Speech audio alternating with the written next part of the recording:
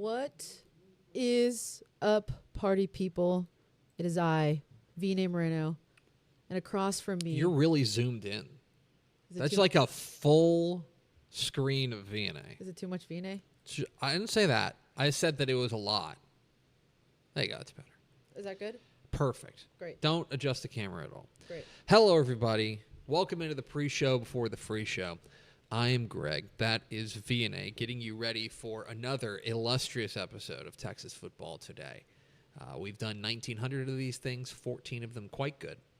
We're going to aim to up that number to 15 here today. Tonight, I've got plans. Ooh, plans? Yeah. I've got an event that I'm attending tonight. Okay. Can we talk about sure. Said event? That's what I was getting at. I wasn't just doing an intro for no reason. Oh, okay. So tonight is the elementary school pre-K alphabet ABC fashion show. And so our youngest, Max, is in pre-K at the local elementary school. Yes. And they've been studying the alphabet. They've been grinding on the alphabet. Hard at work. We've had to bring in as a 4-year-old should, right? We've had to bring in a thing that starts with every letter of the alphabet each of the last 26 school days. So, we had to. Do you know how many things that can fit in a Ziploc bag start with X? Like almost nothing. So, we've been grinding on our ABCs, and it all leads up to tonight, which is the ABC fashion show. Let's go. Each child. I don't know if there's 26 children, but I know that Max has been assigned the letter S. Okay. And he has a butcher paper vest that has the letter S here and then has a bunch of things that start with the letter S on it. So there's clip art of a snake. A snake. I knew and it. a picture of the school. And there's one of the Pokemon that starts with an S. Aww. Right? And so it's covered. Yes. And so tonight is the ABC fashion show at the local elementary school. Max is mildly excited about that. Mildly? Max is extremely excited about the fact that his mother has promised that if he does a good job, that he gets to go to Brahms afterwards. So he will be locked TF in. For the ABC fashion show That's tonight. always the best promise. You have to work hard for that. Yeah, this morning we were running through the schedule. We're like, hey, man, you're doing this, you're doing that, blah, blah, blah. And then you got the ABC fashion show. And he's like, yeah. It's and you know what happens? He goes, Brahms. We get to go to Brahms. I'm like, yeah. It's the best. You do, buddy. Does he have a favorite flavor? I guess we'll find out tonight. What? I don't know. He's just, I don't know. We don't serve my child a lot of ice cream. Okay. So he's had it a few times, but it's mostly just vanilla, maybe a little bit of chocolate here and there. Okay. But I don't think we have ice cream frequently enough for him to have developed a cogent opinion on what is the best flavor. Okay. But I'll report back that if he picks pistachio tonight, then we're gonna know he's a real baller. I guess he is kind of young right now to He's have a favorite 4. Yeah, you're right. You know? You're right. Yeah. But did you have a favorite flavor growing up? I have one. Growing up, yeah, I was a basic chocolate boy. I didn't go. I think I was scared of anything beyond the basic flavors. So if you had chocolate ice cream, I was pretty good with it. And vanilla's good too. Now I'm a Rocky Road guy. Nice. You've upgraded. I want crap in my ice cream. I want you to. Yeah. I want you to invade my ice cream with all sorts of outside agitators. Some crunch in there. Yeah, I need some. Throw some nuts in there. Throw some marshmallows in there. Just throw garbage in my ice cream. My favorite was peanut butter cup. Always. That's the only thing that I get at Brahms. Yeah. Peanut butter cup. I don't think I've ever had their peanut butter cup. I'm a big fan of the peanut butter cup writ large, but I don't think I've ever had their ice cream. Maybe that changes tonight. Maybe. Go Max. So we'll see. I'm rooting for him. I'll let you guys know how the ABC fashion show goes tonight. Please. Anyway, that's enough about me. Hit the theme expo.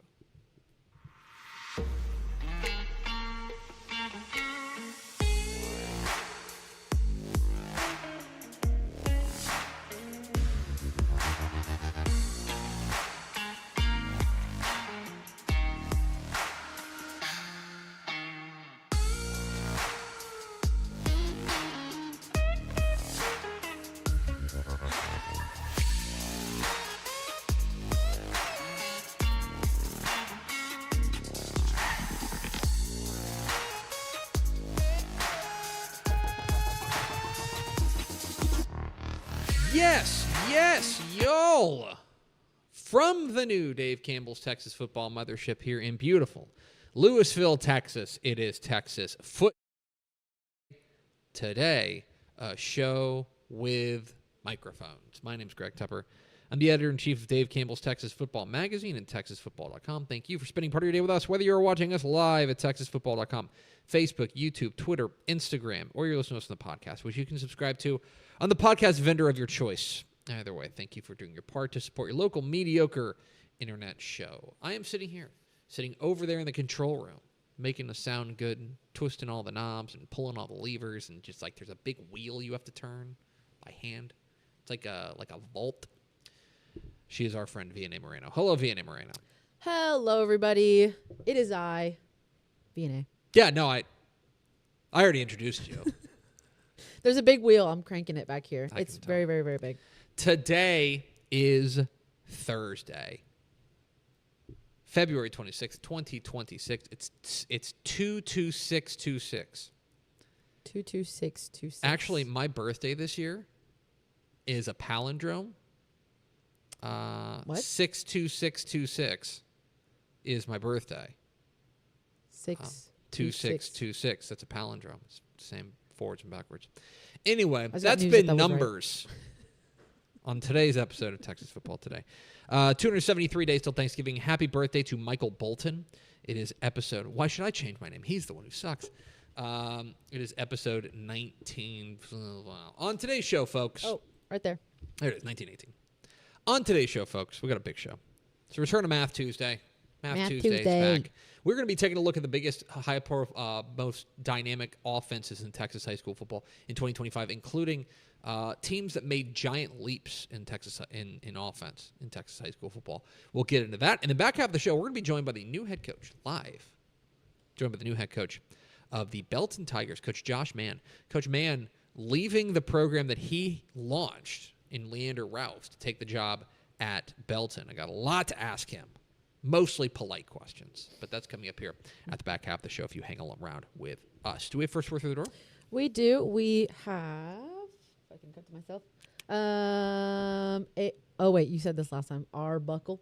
Good job. Joey Hill, and then Cameron. Hi, guys. Hi, guys. Welcome in. We do appreciate you spending a little bit of your day with us. It is, of course, Thursday. It's actually a big day around here because after the show, right after the show, Texas high school football coaches, if you're watching, and I know you are, you should start looking for an email from me because the questionnaire for the 2026 summer edition of Dave Campbell's Texas Football goes out today, which means I've got to track down 1,500 questionnaires in the next, 9 weeks. That sounds fun, but that's my problem. That's not your problem. It's that time. It is that time. Magazine season officially starts today. But it is, of course, Thursday here on Texas Football Today. And in the offseason, that means one thing and one thing only. That's right. It's time for Math Tuesday. Math Tuesday.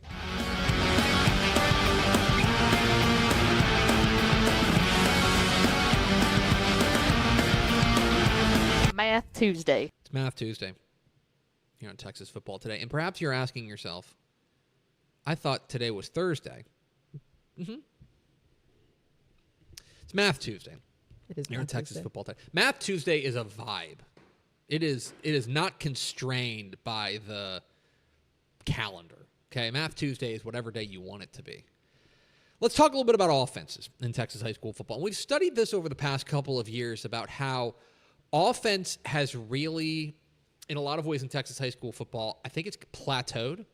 And what I mean by that is, if you take a look at offense, especially before the 2020 season, and really before about the 2018 season, it was kind of on a steady increase, kind of increasing, getting up to about 28 points per game on average, which, was up, 3-4 points from 20 years before. It was gradually increasing.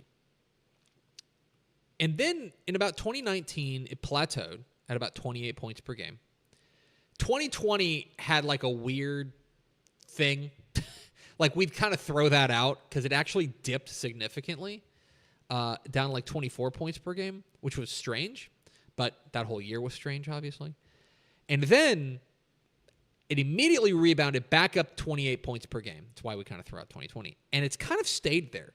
It's kind of plateaued there. And if you take a look at the 2025 Texas high school football season, you will see that on the whole, teams averaged about 27.8 points per game.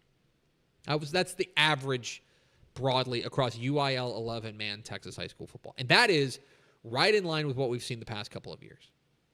But I think if you were to chart offense in Texas high school football, you would see from about 2000 to 2018 a gradual, steady incline. I think with the advent of the spread offense is probably what you can put onto that. A weirdo drop in 2020, and then right back to 2020. But it's kind of overall plateaued. So I want to talk about which offenses in Texas high school football really stood out. And we're going to start with the real basic stuff, which is, hey, who scored the most points? Who are the highest scoring offenses in Texas high school football in 2025? This is UIL 11-man teams. And I don't know how much attention, this is across all classifications, 6A through 2A. And I don't know how much attention you were paying to them, but the number one offense in 2025 was the Alvarado Indians. Alvarado scored 62.4 points per game. The highest scoring offense in Texas high school football in 2025. 62.4. And look at the gap between number one and number two. Number two was Ozona, right? Ozona, of course, Christian Villarreal, an unbelievable year.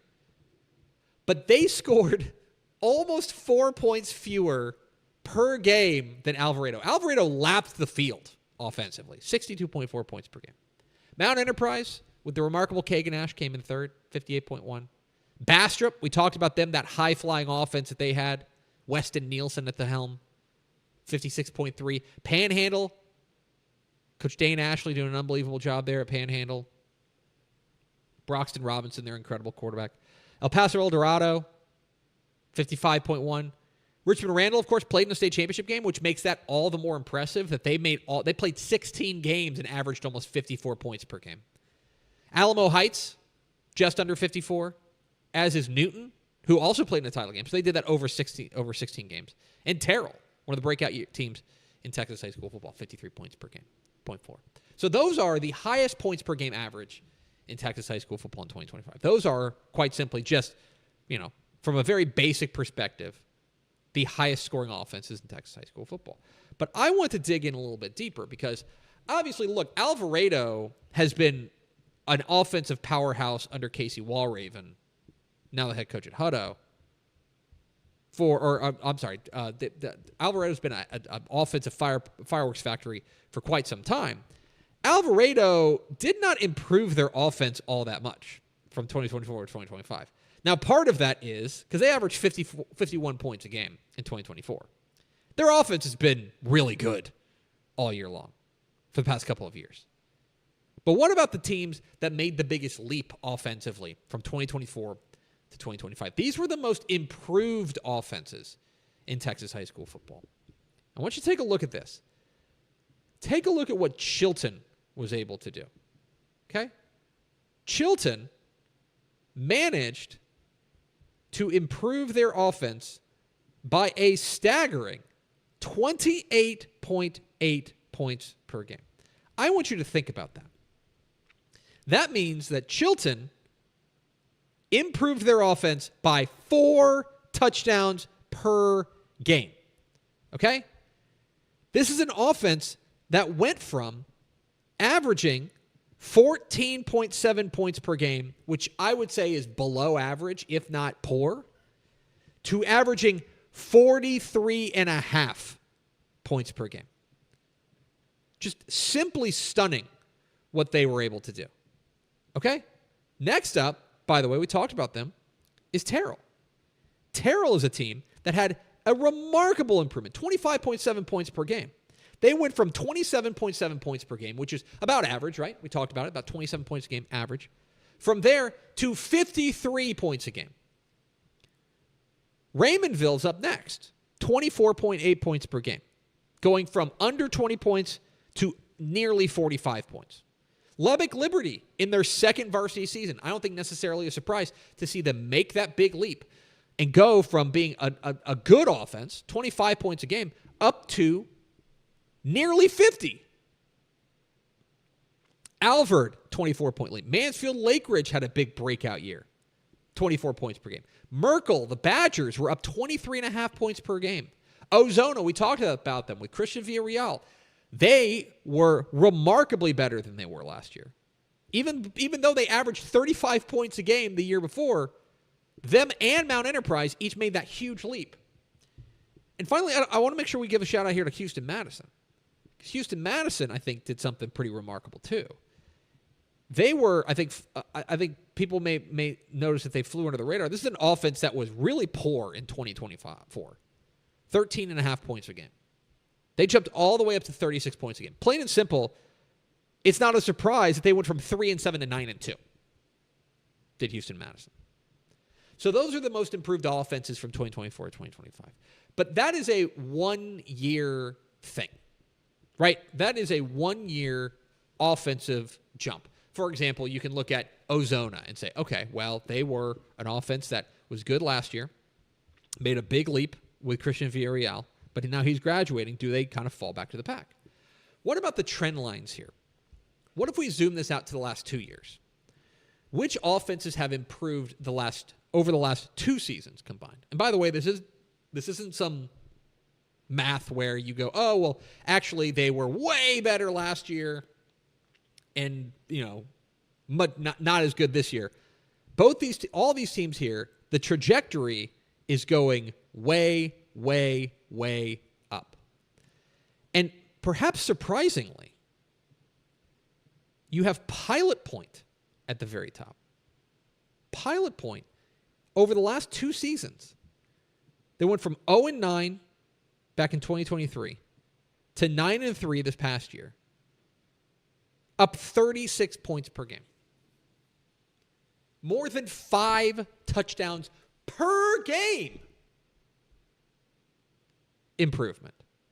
Not to be outdone, El Paso El Dorado in that mix as well. Nearly 33 points per game. Houston Sharpstown over the last 2 seasons, up 32 points a game. West Mesquite, the arrow's pointing way up for them. 32 points a game. Sanger has made a huge leap. Raymondville, Fairfield up nearly 29 points per game. We talked about Bastrop as one of the highest scoring offenses in Texas high school football in 2025. That is about them making a huge leap offensively. 2 years ago, they were a pretty average offense. Now they're a juggernaut. Crystal City and Edinburgh Economides. I made this point about Edinburgh Economides and their coach Raul Salas, that he is one of 2 coaches, along with Casey Walraven at Cleburne, who has seen the offense and defense improve each of the last 4 seasons. For Crystal City and Edinburgh Economides, the arrow is very clearly pointing up. And I think for these offenses, the trend lines are really, really encouraging. Because again, you can look at this and say, okay, well, this past year, maybe they just had one singular player or things just broke well for them. Maybe you can. I think over this one tells a more stark story of offenses where the arrow is very clearly pointed up. And Pilot Point, I think, surprisingly leading the way in that mix. So there it is, a look at some of the most dynamic offenses in Texas high school football in 2025. On the next episode of Math Tuesday, we will take a look at the most dynamic defenses in Texas high school football. Who did the best job of slowing down these offenses? We'll get into that next time on Math Tuesday. We are at Texas Football Today. We're here Mondays and Thursdays on TexasFootball.com, talking football in the Lone Star State. You can follow us on Twitter at TCTF, like us on Facebook, Facebook.com/Dave Campbell's.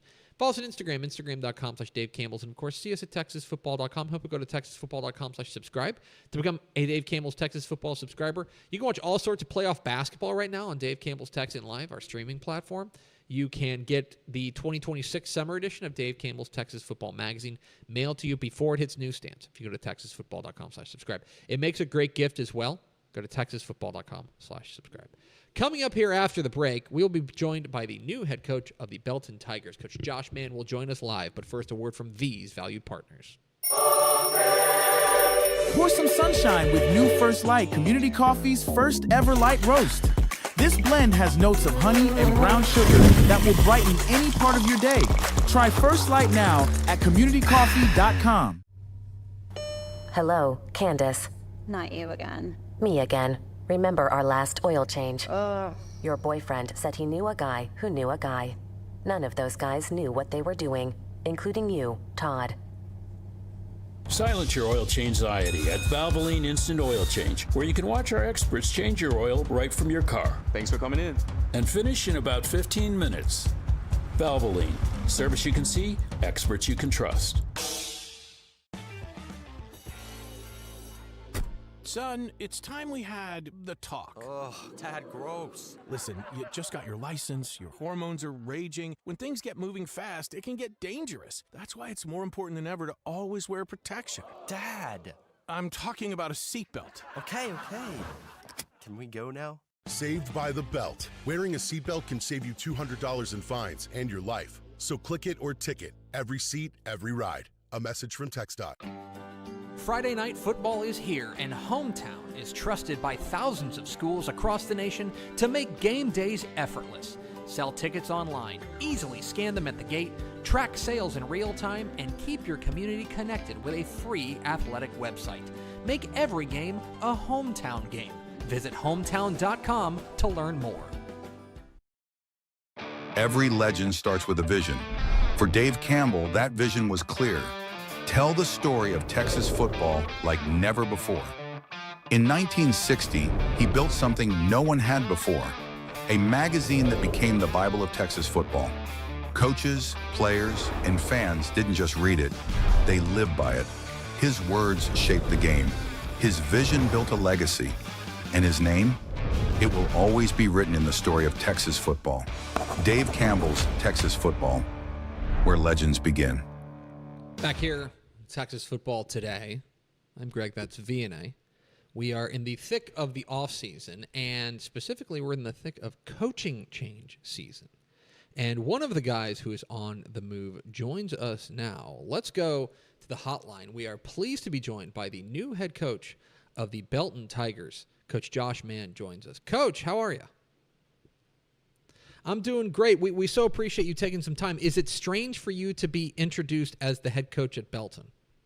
Yeah, I'm really getting used to that. Not screwing up and saying another school's name has been a little bit of a challenge for me after 18 years, but super excited to be representing the Belton brand for sure. Well, and you mentioned how difficult that must be simply because of your history at your previous employer, at Leander Rouse, where you started that program from the ground up. I want to talk a lot about this new job and this new opportunity at Belton. But first, I have to imagine that as exciting as the Belton job is, it had to be a bit bittersweet to leave a program that you literally, built up from the roots. Yeah, no doubt. I mean, that was probably one of the hardest conversations I had talking to the current team, the community. It's been so much to me. I mean, I've raised my family there. Both my sons went to school there.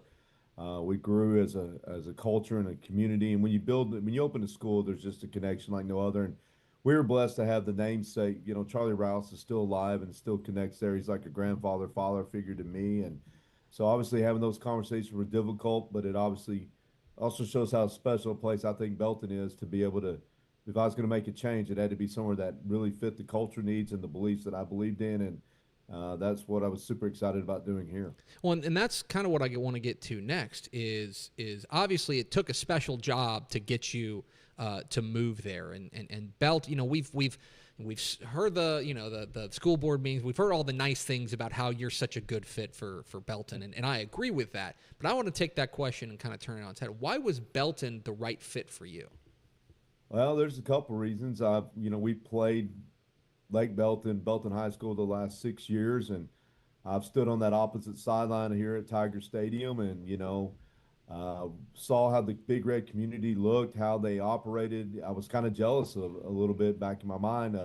It was a very big disadvantage being a visiting team here, and I was like, man, just love the way the kids played, the way the community got out and supported them, and then obviously knowing some connections, and seeing how they've hired their administrators, their superintendents, their principals, their athletic directors, and their groups here are so pro athletics, and they're so super supportive as great people. And just it kind of also the town. Just my two sons went to UMHB, and got to spend some time up here watching games, and just fell in love with the area. We're talking with Josh Mann, the new head coach of the Belton Tigers on Texas Football Today. Get involved in the conversation at #TF Today. Coach, you got hired back in late January. I know you're still getting your feet underneath you. When you met your new team and you addressed them for the first time as their head coach, I'm curious what your message to them was. I was super excited, and I told them the reason why I'm choosing here is because there's a lot of great things that are happening. And looking at the returning roster, looking at the culture and beliefs that the programs and previous head coaches here have established, I told them I wasn't going to come somewhere that was broke, and it had to be a great program. And with that, now I just get to put my view on how that looks like, and super excited, and I'm just going to explain who I was and what they can expect me, what are my standard principles and how they can expect me to come in and work. And I'm about 16 days on the job now, and it has been just incredible. The community's been amazing. We got some amazing, talented football kids here, along with other sports, and I'm just super excited to be rolling with them. I do want to ask you about this team that you're inheriting as you're getting used to them. I think people look at the record last year, 5-6. I think there may be 3 or 4 plays away from being a 9-win team. When you take a look at this roster and this team that you're inheriting, what excites you most about the guys that you're bringing back? Well, a lot of these guys started playing as sophomores that are going to be seniors next year, so that's super exciting. They've got a lot of field experience. They had a couple just injuries, like you indicated. They were just a couple banged up plays away from really setting this thing on fire. So there was so much potential here with them. I love their size up front. They've got some big offensive linemen that I'm really excited about. But, when you have a returning quarterback like Will Shepard coming back, along with Gavin Ross and a lot of other great pieces that are there, some great defensive fits that really fit my defensive philosophy style as well. I mean, there's so much potential for us here, and we're learning how to take it day by day and installing our cultural program right now, and learning who we are as well as who I am. And I'm excited. I think that there's a huge ceiling for us next year, and I can't wait to see what that looks like come August. Josh Mann of the Belton Tigers joining us. Coach, you get on the job January 30th, and then February 2nd, you're thrown in, you want to talk about into the fire. UIL realignment comes around. The district stays the same. District 10 5A Division 2. But now it's District 8 5A Division 2, which has pretty massive ramifications. I've made the comment here for folks who don't know. It's like moving the Cowboys from the NFC to the AFC. From your perspective, when realignment rolled out and you guys flipped over to Region 2, I'm curious what your reaction to your realignment draw was. I was actually excited that it kind of stayed the same, because now, when you go back in the film, I've got good film on what's been going on. You can watch the last 3 to 4 years to see who they've been playing, how the district matched up, so you can get a kind of a film pulse on the coaches and what is coming up on that. But realignment day was crazy, because now all of a sudden, I thought there was kind of rumor maybe a 7-team district coming. So when it stayed 6, we were scrambling to find that 5th game like everybody else kind of was on that day. Luckily landed that pretty quick. But, Region 2, that's where I've been 5A Division 1 Region 2 this last couple of years. There's some great teams up there. Super excited just to continue to move north and go that direction. And I think it's a great region for us at Belton. I think there's a lot of potential there that, if we can stay healthy, do things right, take it a day-by-day process, that we'll be able to hopefully be in the playoffs and be able to make a run in that thing. And finally, Coach, I do want to ask you, with the realignment, you mentioned the scheduling, that you guys got to find 5 non-district games.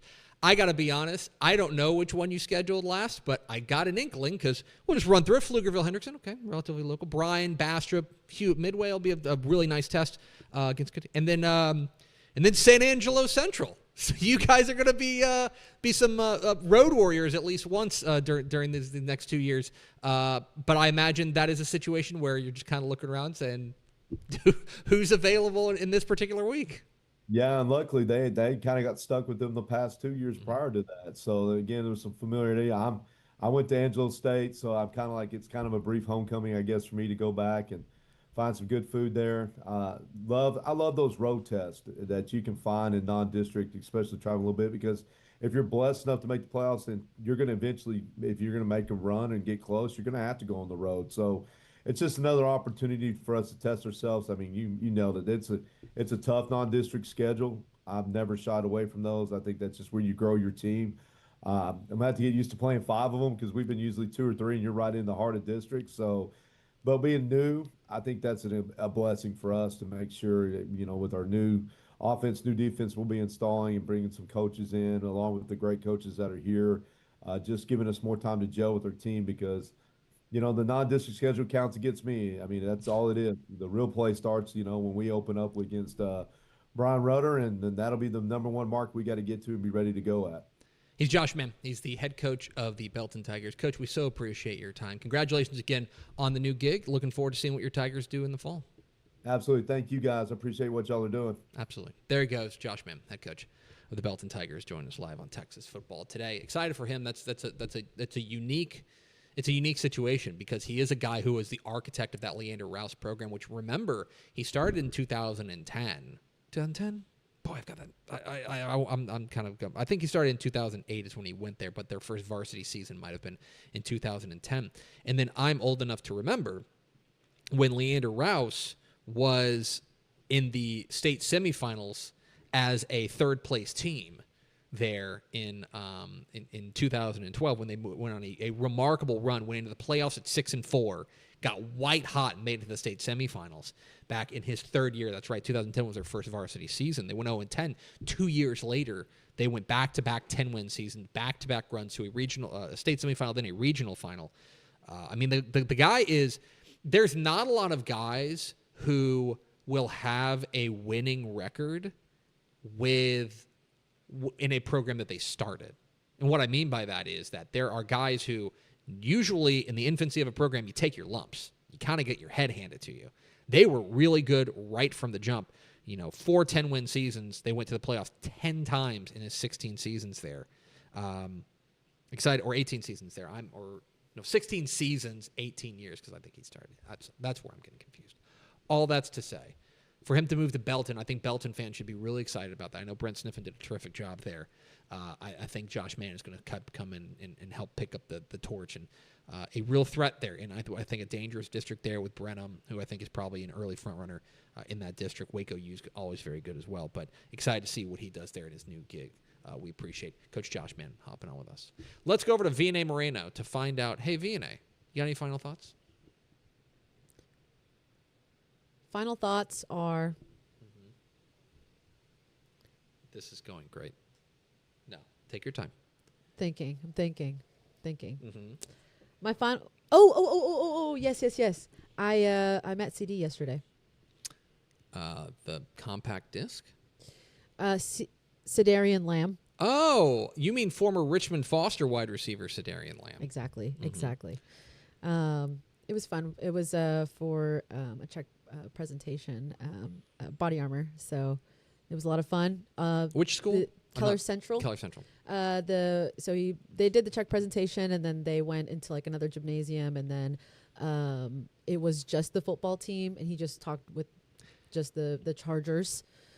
Let me ask you a question. Did they know that he was coming? It was a big surprise. Were people freaking out? Yes, everyone was freaking out. Everyone was just lit. I'm sorry. What was that? Everyone was freaking out. Everyone was freaking out. Oh, okay. Yeah, I would imagine so. I mean, it's like an all-pro wide receiver, so it was pretty cool. And a Texas high school football product. Richmond Foster. Texas high school football product for the win. There you go. That's going to do it for us. Thanks for spending a little bit of your day with us. Follow us on Twitter at DCTF. Like us on Facebook, facebook.com/Dave Campbell's. Follow us on Instagram, instagram.com/Dave Campbell's. And, of course, see us at texasfootball.com. Thanks again to new Belton head coach Josh Mann for being our guest. For Vianney Moreno, I'm Greg Tepper. We will see you Monday on Texas Football Today.